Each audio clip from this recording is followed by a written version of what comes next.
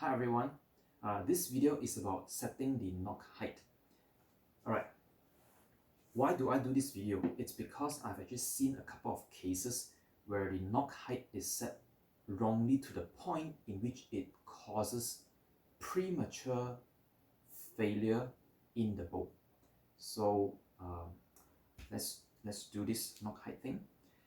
Alright, it used to be in the past, many years ago, when I used to shoot compound bow and traditional recurve, there is this thing called a bow square. I'm sure you're familiar with the bow square, where you put this T-square thing here and you try to have a very specific height that you need to set to 1/8 or 1/16, something like that. Nowadays, I actually don't use that thing. So setting the nock height on a traditional Asiatic bow is more of an art. You don't have to be too technical with the stupid bow square. Alright, what height do I use for myself? For myself, because I sand or smoothen my fletches so it doesn't cut me ever, as a result, I only need very little clearance between the shaft and my hand. I set it up at approximately 1 mm, 1 mm above the grip here. This is where I'm supposed to put my hand. Okay, so you can see 90 degrees, that's approximately 1 mm, plus minus a little bit. That's it, that's all I need. 1 mil of clearance is all I need.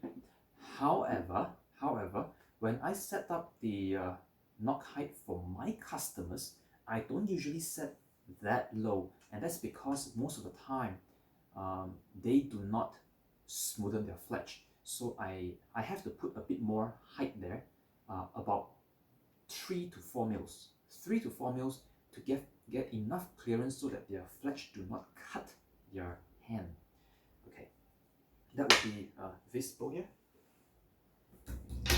Now the other bow, I can show you the same thing. That's, all my bow, I set up just 1 mil just to prove it to you. Okay, have a look. 90 degrees. That 1 mil is because the thickness of the base of the feather is 1 mil. So I pretty much shoot it like 90 degrees and it will not cut me. Okay, so just now I did mention that some customers will actually damage their bow by setting the wrong nock height. How does that happen? Okay, for a large bow like the one I showed just now, large bow, when you make an up and down few mil difference, it is actually very negligible relative to the length of the bow. But when you have very tiny bows, like these short bows, when you set up the nock height significantly higher, it can cause imbalance between the top and bottom limb. Especially those people who tend to like to nock their arrows above the nock set. Right? There are some people who actually nock their arrows above the nock set. So let's say you set up the arrow such that it is supposed to be placed like this. The nock set will be placed above the arrow usually, but they didn't realize that they need to move it if they want to use the nock set below the arrow. In that case, when they put their arrow above the nock set, okay, this is not a good example, I'm going to show you over there, but if they were to put it higher, you see this is what happens. When they hold the bow, look at the arrow. Okay, it's like pointing down, and this part here becomes significantly shorter than this side. When they do that and they pull back the string, notice that the grip now is facing that side, and they'll tend to have a very bad form, a very bad what do you call this? The grip form, where they'll push the base here. They'll push the base of the handle like this.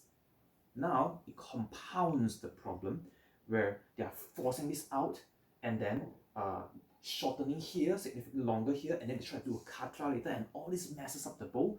As a result, in the long term, what happens is, because this is so short and that is so long, when you draw this bends a lot more and causing this upper limb here to have to experience premature fatigue.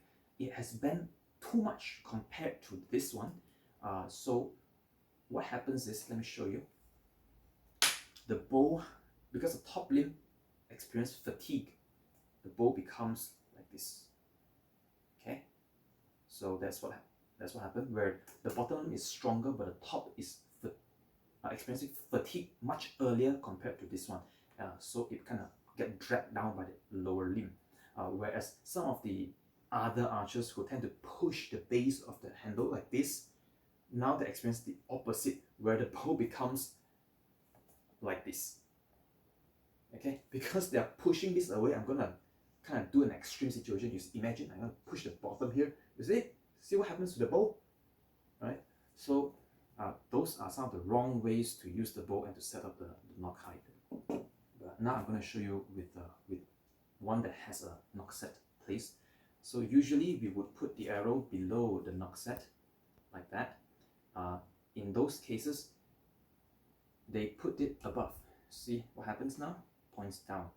So please avoid doing that. If you are going to use the nock set in this kind of special case where you put it above the nock set, what you need to do is you need to put your arrow down here first, set the nock set below, and then remove the top, so that you're keeping the position of the nock the same and not leaving it there and just simply put the arrow above it.